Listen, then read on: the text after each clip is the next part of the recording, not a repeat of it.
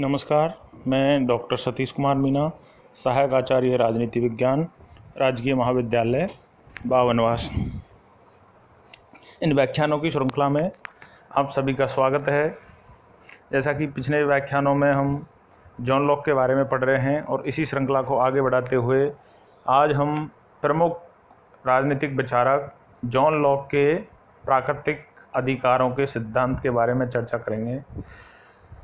जैसा कि हमने पिछले व्याख्यानों में पढ़ा कि जॉन लॉक के जीवन परिचय, जॉन लॉक के प्राकृतिक अवस्था और व्यक्ति के बारे में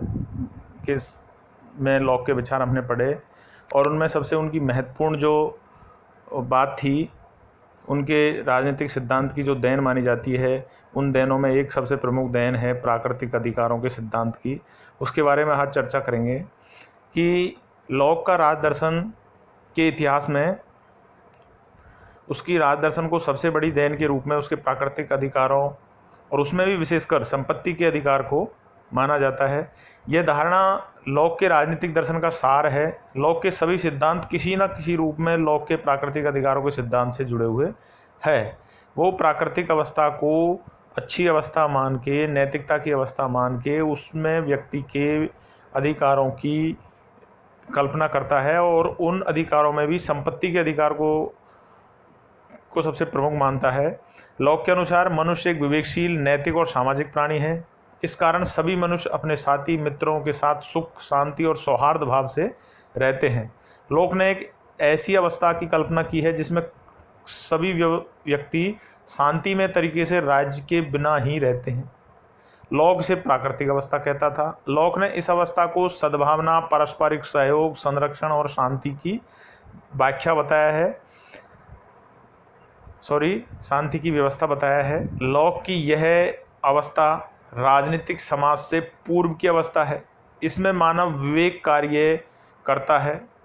मनुष्यों को ईश्वर ने विवेक प्रदान किया है, अतः प्रकृति के कानून के अनुसार काम करना सभी का स्वाभाविक कर्तव्य है। इन प्राकृतिक कानूनों द्वारा ही व्यक्ति को प्राकृतिक अधिकार प्राप्त होते हैं। आधुनिक युग में साधारणतया यह माना जाता है कि व्यक्ति को अधिकार समाज या राज्य से प्राप्त होते हैं। इसके विपरीत लॉक की मान्यता है कि व्यक्ति के कुछ ऐसे अधिकार हैं जो कि उसके पैदाइशी अधिकार हैं या जन्मजात अधिकार हैं। ये अधिकार अनुलंघनीय होते हैं।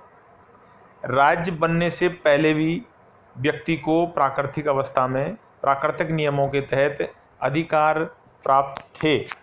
लॉक मानता है, आधुनिक जितनी भी धारणाएं हैं वो ये मानती है कि राज्य ही व्यक्ति को अधिकार प्रदान करता है। लेकिन लॉक ने एक ऐसी अवस्था की कल्पना की है कि राज्य तो बाद में आया, उससे पहले भी जब मानव था उस अवस्था में भी मानव को कुछ अधिकार प्राप्त थे और उस अवस्था को जिससे उसने राज्य के पहले पूर्व की मानी है, उसको सामाजिक अवस्था तो थी लेकिन पूर्व राजनीतिक थी। उसमें भी व्यक्ति को जो अधिकार प्राप्त थे उसको उन्होंने प्राकृतिक अधिकार कहा है। ये अधिकार अनुलंघनीय है। राज्य बनने से पहले भी व्यक्ति को प्राकृतिक अवस्था में प्राकृतिक नियमों के तहत अधिकार प्राप्त थे। प्राकृतिक अवस्था में रहने वाले लोगों ने इन अधिकारों को अधिक प्रभावशाली, सुरक्षित और इनके प्रयोग में आने वाली बाधाओं को दूर करने के लिए ही राज्य बनाया है। लोग ने जैसे पहले सिद्ध किया था कि समझौते की आवश्यकता क्यों पड़ी जब मानव सुखी था, समृद्ध था, तो ये पड़ी कि वहाँ व्याख्या करने वाली संस्था नहीं थी। उनको और प्रभावशाली बनाने वाली, उनको और सुरक्षित बनाने के लिए ही राज्य की स्थापना की थी। लॉक राज्य से पहले भी प्राकृतिक अवस्था में संगठित समाज का अस्तित्व स्वीकार करता है। लॉक का मानना है कि प्राकृतिक अवस्था में इस संगठित समाज के पीछे प्राकृतिक कानून का सिद्धांत था जो स्वयं विवेक पर आधारित था। प्राकृतिक कानून और अधिकार ईश्वर द्वारा बनाई गई नैतिक व्यवस्थाएं हैं। लॉक ने जीवन, स्वतंत्रता व संपत्ति के अधिकार को प्राकृतिक अधिकार माना है। यद्यपि 17वीं शताब्दी के अंत तक प्राकृतिक अधिकारों का अर्थ जीवन, व्यक्तिगत स्वतंत्रता, संपत्ति के अर्जन को माना जाने लगा था, पर उन्होंने प्राकृतिक मान कर तार्किक आधार पर लॉक ने यह आधार प्रदान किया। लॉक ने प्राकृतिक अधिकारों के बारे में कहा कि अधिकार मनुष्य में प्राकृतिक प्राकृतिक रूप से जन्मजात होते हैं और यही अधिकार प्राकृतिक हैं। ये अधिकार अपरिवर्तनशील व स्वाभाविक होते हैं। ये अधिकार समाज की देन है और उनका क्रियान्वयन सभ्य समाज के माध्यम से ही होता है। इनका जन्म मनुष्य की बुद्धि आवश्यकता के कारण होता है तथा ये सामाजिक अधिकार कहलाते हैं। लॉक के अनुसार हर व्यक्ति के पास कुछ प्राकृतिक, कभी न छोड़े जाने वाले मूलभूत अधिकार होते हैं जिन्हें कोई छू नहीं सकता, चाहे वे राज्य हो या समाज हो या कोई अन्य व्यक्ति हो। ये प्राकृतिक अधिकार हर सामाजिक, प्राकृतिक, कानूनी और राजनीतिक व्यवस्था में सर्वमान्य होंगे। लॉक ने कहा कि जीवन, स्वतंत्रता, संपत्ति के अधिकार जन्म सिद्ध स्वाभाविक होने के कारण समाज की सृष्टि नहीं है, बल्कि ये मनुष्य को मनुष्य होने के नाते ही प्राप्त होते हैं। मनुष्य इन अधिकारों की रक्षा के लिए नागरिक समाज या राज्य का निर्माण करते हैं। मनुष्य प्राकृतिक अवस्था में भी स्वभाव से प्राकृतिक कानून का पालन करते हैं। इन प्रमुख अधिकारों में वह 3 अधिकारों को गिनवाता है। इन समस्त बात का अध्ययन करने पर यह हम पाते हैं कि मनुष्य व्यक्ति के या मनुष्य के उन अधिकारों की कल्पना करता है, ये सिद्ध करता है कि मनुष्य के सामाजिक अवस्था से पहले और उसकी राजनीतिक अवस्था से भी पहले मनुष्य को मनुष्य होने के नाते अधिकार, स्वतंत्रता का अधिकार, संपत्ति का अधिकार और जीवन का अधिकार प्राप्त होता है, जो किसी भी कंडीशन में उससे छीने नहीं जा सकते। उसको मनुष्य होने के नाते वो अधिकार हर सामाजिक अवस्था में, हर राजनीतिक अवस्था में, हर कानूनी अवस्था में और हर प्राकृतिक अवस्था में उसको प्राप्त होते हैं। ये 3 अधिकार हैं। उनमें पहला है जीवन का अधिकार। मनुष्य को जीवन का अधिकार प्राकृतिक कानून से प्राप्त होता है। लॉक की धारणा है कि आत्मरक्षा व्यक्ति की सर्वोत्तम प्रवृत्ति है और प्रत्येक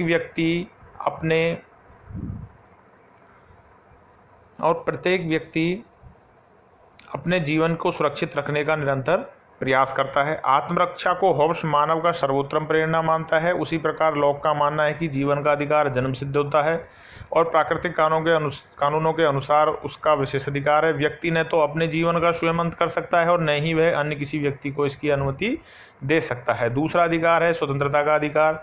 लॉक के अनुसार क्योंकि सभी मनुष्य एक ही सृष्टि की करती हैं, इसलिए वे सब समान है, स्वतंत्र है। यह स्वतंत्र प्राकृतिक कानून की सीमाओं के अंतर्गत होती है। स्वाधीनता के अर्थ प्राकृतिक कानून जो मनुष्य की शुद्धता का साधन होता है के अतिरिक्त सभी बंधनों से मुक्ति होती है। इस कानून के अनुसार वह किसी अन्य व्यक्ति के अधीन नहीं होते और स्वतंत्रता पूर्वक स्वेच्छा से कार्य करते हैं। व्यक्ति की यह स्वतंत्रता प्राकृतिक कानून की सीमाओं के अंदर होती है, अतः मनमानी स्वतंत्रता नहीं।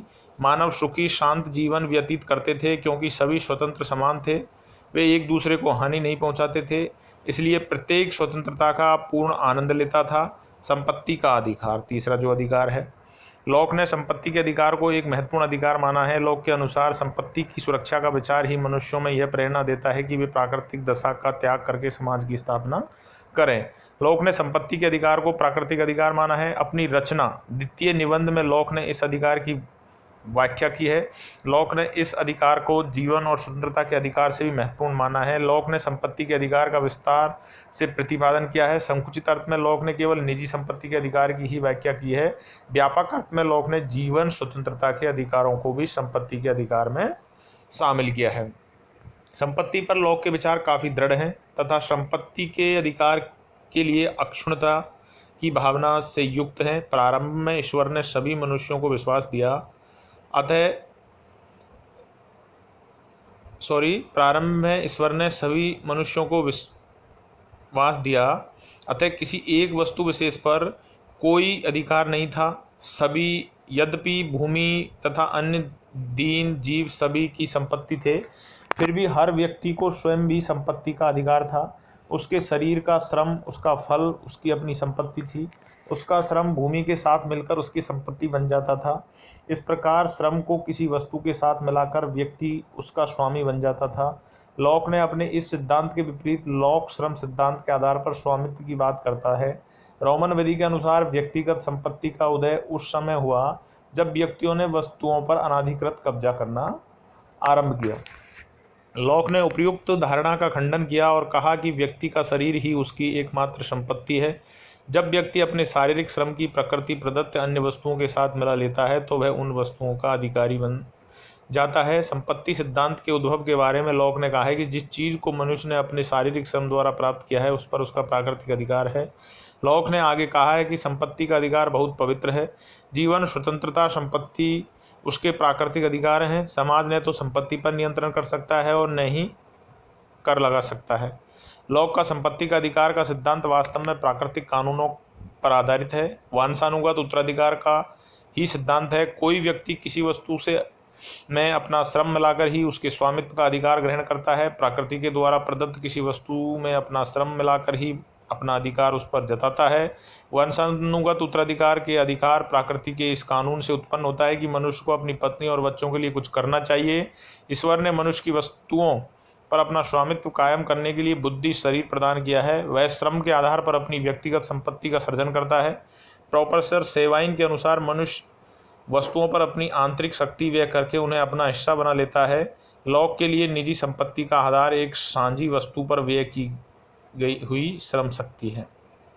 लॉक संपत्ति के दो रूप बताता है। पहली प्राकृतिक संपत्ति, दूसरी निजी संपत्ति। प्राकृतिक संपत्ति सभी मनुष्यों की संपत्ति है और उस पर सभी का अधिकार है। प्राकृतिक साधनों के साथ साथ मानव अपने श्रम मिलाकर उसे निजी संपत्ति बना लेता है। लॉक ने संपत्ति के महत्व को स्पष्ट करते हुए कहा है कि संपत्ति मानव को स्थान, शक्ति, व्यक्तित्व के विकास के लिए अवसर प्रदान करती है। लॉक ने असीम संपत्ति संचित करने के अधिकार को उचित ठहराया है। व्यक्ति को प्रकृति से उतना ही ग्रहण करने का अधिकार है जितना नष्ट होने से पहले उसके जीवन के लिए उपयोगी हो। मनुष्य को संपत्ति संचित करने का तो अधिकार है, परंतु उसे बिगाड़ने, उसे नष्ट करने, उसका दुरुपयोग करने उसके का अधिकार नहीं है। लॉक ने कहा है कि प्रत्येक व्यक्ति स्वेच्छा से संपत्ति को एकत्रित कर सकता है, परंतु प्राकृतिक कानून दूसरे व्यक्ति के अधिकार क्षेत्र में अतिक्रमण को स्वीकृति नहीं दे सकता। लॉक का यह भी मानना है कि यदि किसी के पास आवश्यकता से अधिक संपत्ति हो तो उसे जन संपत्ति मान लेना चाहिए। लॉक ने संपत्ति के अर्जन में श्रम का महत्व स्पष्ट किया है। लॉक के अनुसार मनुष्य का श्रम निसंदेह उसकी अपनी चीज़ है और श्रम संपत्ति का सिर्फ निर्माण ही नहीं करता बल्कि उसके मूल्य को भी निर्धारित करता है। यह सिद्धांत स्पष्ट करता है कि किसी भी वस्तु का मूल्य एवं उपयोगिता उस पर लगाए गए श्रम के आधार पर निर्धारित हो सकती है। निजी संपत्ति के पक्ष में तर्क। लॉक ने निजी संपत्ति को औचित्यपूर्ण सिद्ध करने के पक्ष में तर्क दिए हैं। आरंभ में भूमि और इसके सारे फल प्रकृति के द्वारा सारी मानव जाति को दिए थे। मानव इनका प्रयोग करके पहले इन्हें अपना बनाता है। हर व्यक्ति का व्यक्तित्व, उसकी शारीरिक मेहनत और उसके हाथों का कार्य उसकी अपनी संपत्ति है। प्राकृतिक अवस्था में मनुष्य अपनी अपनी मेहनत से जो लेते हैं वह उनकी निजी संपत्ति है, बशर्ते कि वह दूसरे के लिए काफ़ी छोड़ दे। संपत्ति पैदा करने के लिए किसी दूसरे की आज्ञा लेने की जरूरत नहीं, क्योंकि यह जिंदा रहने की आवश्यकता है। इस प्रकार लॉक उपयुक्त तर्कों के आधार पर निजी संपत्ति को न्यायसंगत ठहराते हैं। निजी संपत्ति के अधिकार की कुछ सीमाएं भी लगाते हैं। वो सीमाएं हैं, किसी को संपत्ति नष्ट करने का अधिकार नहीं है। लॉक कहता है कि संपत्ति को एकत्रित तो किया जा सकता है लेकिन नष्ट नहीं किया जा सकता। संपत्ति को बेचकर मुद्रा के रूप में प्राप्त कर सकते हैं। लॉक ने असीमित मुद्रा की पूंजी के रूप में एकत्रित किए जाने पर बल दिया है। अतः लॉक ने निजी संपत्ति को सुरक्षित रखने के लिए इसको नष्ट करने पर रोक लगाई है। लॉक के अनुसार मानव की संपत्ति संचित करने का अधिकार है, परंतु उसे बिगाड़ने, नष्ट करने या दुरुपयोग करने का अधिकार नहीं है। संपत्ति को दूसरों के लिए छोड़ देना चाहिए। लॉक कहता है कि जो प्रकृति, भूमि आदि मनुष्य मेहनत से अपनी निजी संपत्ति बना लेता है, उससे वह दूसरों के लिए कुछ उत्पादन करते हैं और उस उत्पादन को समाज के सामान्य भूमि आदि की कमी को पूरा कर देता है। व्यक्ति सारी प्राकृतिक संपत्ति को निजी संपत्ति में नहीं बदल सकता। लॉक का कहना है कि प्रत्येक व्यक्ति को प्रकृति से उतना ही ग्रहण करने का अधिकार है जितना उसके जीवन के लिए उपयोगी हो और दूसरों के लिए भी पर्याप्त हिस्सा बचा रहे। निजी संपत्ति वह है जिसे व्यक्ति को अपना श्रम मिलाकर अर्जित किया जाता है। लॉक का कहना है कि व्यक्ति अपने सामर्थ्य अनुसार अपना श्रम मिलाकर किसी भी प्राकृतिक वस्तु को अपना सकता है। व्यक्ति अपने श्रम का मालिक होता है और श्रम उसकी संपत्ति है। यदि वह अपना श्रम दूसरे को बेच देता है तो वह श्रम दूसरे व्यक्ति की संपत्ति बन जाता है। अतः श्रम द्वारा ही किसी वस्तु पर व्यक्ति के स्वामित्व का फैसला निर्भर करता है। बिना श्रम प्राप्त संपत्ति निजी संपत्ति नहीं हो सकती है। इस प्रकार लॉक निजी संपत्ति का समर्थन करता है। लॉक की सबसे महत्वपूर्ण इस देन का प्रभाव 18वीं 19वीं शताब्दी में उदारवादी विचारकों पर पड़ा। अतः निष्कर्ष रूप में कहा जा सकता है कि अपने अनेक आलोचनाओं के बावजूद लॉक के प्राकृतिक अधिकारों का सिद्धांत राजनीतिक चिंतन के इतिहास में बहुत महत्वपूर्ण देन है। डनिंग ने कहा है कि राजनीतिक दर्शन को लॉक का सर्वाधिक विशिष्ट योगदान उसके प्राकृतिक अधिकारों का सिद्धांत है। लॉक ने एडम स्मिथ जैसे अर्थशास्त्रियों पर भी अपनी अमिट छाप छोड़ी और प्राकृतिक अधिकारों में लॉक की यह देन उत्कृष्ट है। धन्यवाद, नमस्कार।